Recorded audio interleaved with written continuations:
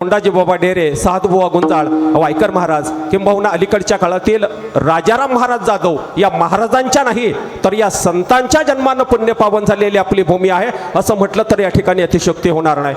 आणि मग भक्तीचं मर्म समजावून सांगत असताना त्या देवाची भक्ती संतांना या ठिकाणी विप्रेत आहे की आपल्या अंतःकरणाची शुद्धता देवाजवळ या ठिकाणी वहा।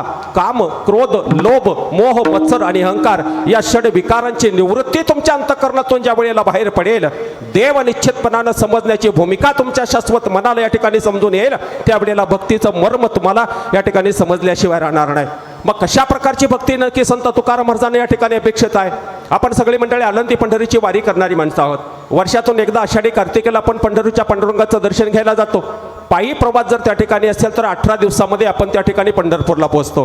कोंडाजी बाबा डेरेंच्या पालखीमध्ये तुम्ही गेला असाल किंवा ओतूरच्या चैतन्य महाराजांच्या पालखीमध्ये तुम्ही गेला असाल किंवा आळे संतवाडीच्या पाडेकर बाबांच्या पालखीमध्ये तुम्ही गेला असाल, कोणत्याही पालखीमध्ये कधीतरी एकदा तुम्ही देवाचं पायी दर्शन या ठिकाणी घेतलं असेल। संत परंपरेनं एक वाक्य मराठी माणसाला अत्यंत महत्त्वाचं सांगितलं की आयुष्यामध्ये कधीतरी एकदा, शब्द लक्षात घ्या, कधीतरी एकदा पंढरपूरची पायी वारी प्रत्येक माणसानं केली पाहिजे। आता ती कधी केली पाहिजे त्याचं उत्तर प्रत्येक माणसाने या ठिकाणी शोधलं पाहिजे। साध्या भाषेमध्ये कीर्तनकार जुन्या कालखंडामध्ये सांगायचे, बाबा आयुष्यामध्ये वारी करायची ना, मग कधी करा हे लोकांना सांगत तुम्ही बसू नका, मरायच्या आधी तरी आयुष्यातून एकदा पंढरपूरची वारी करा। मग ती 40व्या वर्षी करा, 50व्या वर्षी करा, 60व्या वर्षी करा किंवा 100व्या वर्षी करा। तुम्हाला जर तुमच्या मरणाची तारीख, मरणाची वेळ, मरणाचं वय जर माहीत असेल तर मग त्या अनुषंगाने तुमचा विचार या ठिकाणी करा। आता पंढरपूरची वारी करणारे पण निष्ठावंत वारकरी या ठिकाणी आहोत। विचार तुम्ही या ठिकाणी करा, पंढरपूरच्या पायी वारीला गेल्यानंतर सुखाची एकही गोष्ट रस्त्यानं तुम्हाला त्या ठिकाणी मिळत नाही।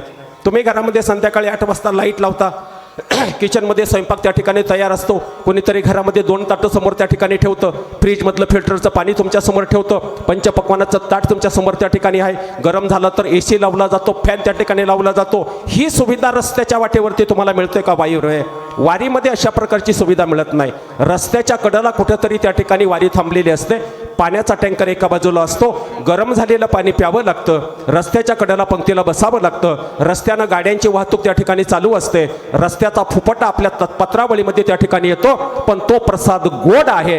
गोड म्हणण्याचं कारण काय? कारण देवाचा प्रवास आपण त्या ठिकाणी सुरू करत आहोत, चाललेला आहोत, आणि म्हणून धुळीचं अन्न जरी असलं, माती पडलेलं अन्न जरी असलं तरी आपल्या मनामध्ये अंतःकरणाची शुद्धता आहे। आणि म्हणून तुकाराम महाराज म्हणतात, आळंदी पंढरीच्या वारीचं, निस्सिम भक्तीचं मर्म आपल्या हृदयामध्ये या ठिकाणी साठणं गरजेचं आहे।